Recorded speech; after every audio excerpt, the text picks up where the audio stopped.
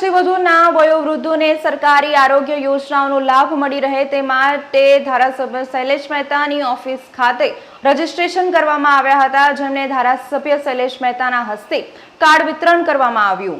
દર્ભાવતીના ધારાસભ્ય દ્વારા નાગરિકોને સરકારી લાભ સરળતાથી મળી શકે તે માટે તેમના જ કાર્યાલય ખાતે જનસેવા કેન્દ્ર ખુલ્લું મૂકવામાં આવ્યું હતું।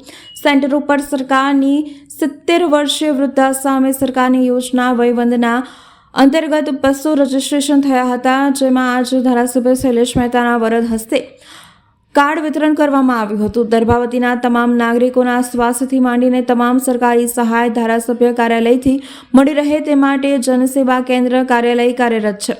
ત્યારે ડભોઈ નગરમાં વસતા 70 વર્ષીય વૃદ્ધ જેમના સ્વાસ્થ્ય માટે સરકાર દ્વારા વયવંદના યોજના સહાય બહાર પાડવામાં આવી છે, તે અંતર્ગત ધારાસભ્ય જનસેવા કેન્દ્ર ખાતે 200 જેટલા લોકો આ યોજના માટે રજીસ્ટર થયા હતા। તેમજ ધારાસભ્ય શૈલેષભાઈ મહેતાના વરદ હસ્તે આજે તમામ વયોવૃદ્ધને કાર્ડ વિતરણ કરવામાં આવ્યું હતું। તેના થકી સરકારી આરોગ્ય સહાય 70 વર્ષના વડીલોને પણ મળી શકે। આ પ્રસંગે નગરપાલિકા પ્રમુખ બિરેન શાહ, ડોક્ટર સંદીપ શાહ, શહેર પ્રમુખ દીક્ષિત દવે, અમિતભાઈ સોલંકી, ભાવેશભાઈ પટેલ સહિત ભાજપના કાર્યકરો ઉપસ્થિત રહ્યા હતા। દર્ભાવતી નગરમાં અને દર્ભાવતી તાલુકાના 70 વર્ષ કરતાં વધુ ઉંમરના વડીલો માટે વયવંદના કાર્ડની જે યોજના સરકાર તરફથી આવી છે, દર્ભાવતીના અમારા ધારાસભ્યના કાર્યાલય પર જનસેવા કેન્દ્ર ચાલુ કરવામાં આવ્યું છે અને ત્યાં લગભગ 200 જેટલા વડીલો દ્વારા અહીંયા રજીસ્ટ્રેશન કરાવવામાં આવ્યું હતું અને એમને આજે કાર્ડ અર્પણ કરવાનો કાર્યક્રમ અહીંયા આગળ રાખવામાં આવ્યો છે।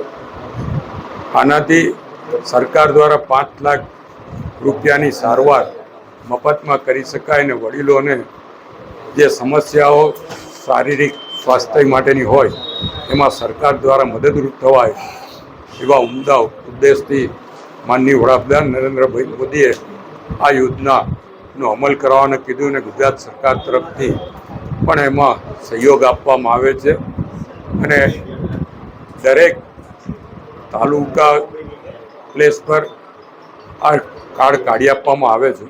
ખાસ કરીને સામાજિક આગેવાન કાર્યકર તરીકે ધારાસભ્યની જે ફરજ છે એ ફરજના ભાગરૂપ આ કાર્ડ અહીંયાથી કાઢવામાં આવે છે। આપના મારફત ડભોઈ નગર તાલુકાના નાગરિકોને જણાવવાનું કે જેને પણ આવી યોજનાઓનો લાભ ના મળતો હોય, ના લીધો હોય, અહીંયા કાર્યાલયનો સંપર્ક કરો।